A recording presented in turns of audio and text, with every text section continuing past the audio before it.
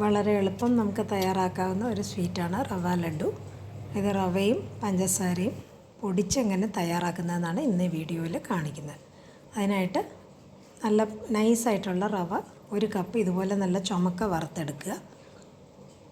തണുത്തതിന് ശേഷം മിക്സിയിലേക്ക് മാറ്റി നന്നായിട്ട് പൊടിച്ചെടുക്കുക. അതിലേക്ക് ഒരു 1/4 കപ്പ് പഞ്ചസാരയും കൂടെ ഇട്ട് പൊടിച്ച് ഒരു പാത്രത്തിലേക്ക് മാറ്റി 1-2 ടീസ്പൂൺ നെയ്യിൽ അവരവർക്ക് എത്രയാണോ അണ്ടിപ്പരിപ്പ്, ബദാം, കിസ്മിസ് ഇടുകയാണെങ്കിൽ കിസ്മിസും ഇടാം.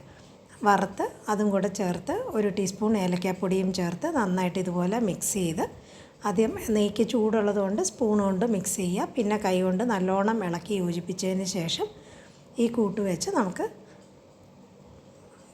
റവ ലഡു പിടിച്ചെടുക്കാം. അത് ചെറിയ ചെറിയ പോർഷനായിട്ട് ഇതുപോലെ മാറ്റിയിട്ട് അതിലേക്ക് 1 മുതൽ 2 ടീസ്പൂൺ വരെ നല്ല ചൂട് പാൽ ഒഴിച്ചാൽ മതി. ഇതിപ്പം 3 പാൽ ഒഴിക്കുമ്പോൾ നമുക്കിതുപോലെ കുറച്ച്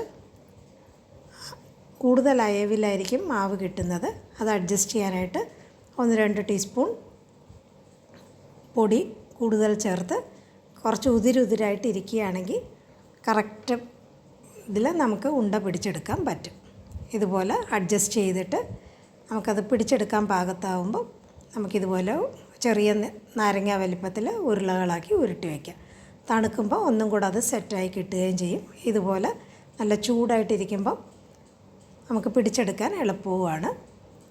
എപ്പോഴാണോ പിടിക്കാൻ പറ്റാത്തത് ആ സമയത്ത് ഒരു ശകലം പാലും കൂടെ ഒഴിച്ച് ഇതുപോലെ പിടിച്ചെടുക്കുക. ആദ്യത്തെ സെറ്റ് കഴിഞ്ഞ് തീരുമ്പം അടുത്ത സെറ്റിന് മാവിട്ടിട്ട് അതിലാവശ്യത്തിനുള്ള 1-1.5 ടീസ്പൂണോ കറക്റ്റായിട്ട് പാലൊഴിച്ച് ഇതുപോലെ കുഴച്ചെടുക്കുക.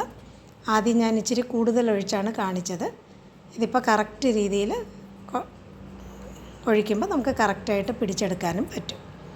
ഇതിപ്പം പഞ്ചസാര പൊടിച്ചിതിന് ആണ് നമ്മളത് ഉണ്ട തയ്യാറാക്കിയത്. അല്ല, പഞ്ചസാര വെച്ച് പാക് തയ്യാറാക്കി നമുക്ക് റവ ഉണ്ട തയ്യാറാക്കാം. അതിലും നെയ്യുടെ അധികം ആവശ്യം വരത്തില്ല. ഈ രീതിയിൽ എല്ലാവരും ഒന്ന് റവ ലഡു തയ്യാറാക്കി നോക്കുക. വളരെ പെട്ടെന്ന് നമുക്ക് തയ്യാറാക്കുകയും ചെയ്യാം. എണ്ണമയം തീരെ കുറവുമാണ്. 4 മണി പലഹാരമായിട്ടോ നൈവേദ്യമായിട്ടോ നമുക്കിത് തയ്യാറാക്കാം.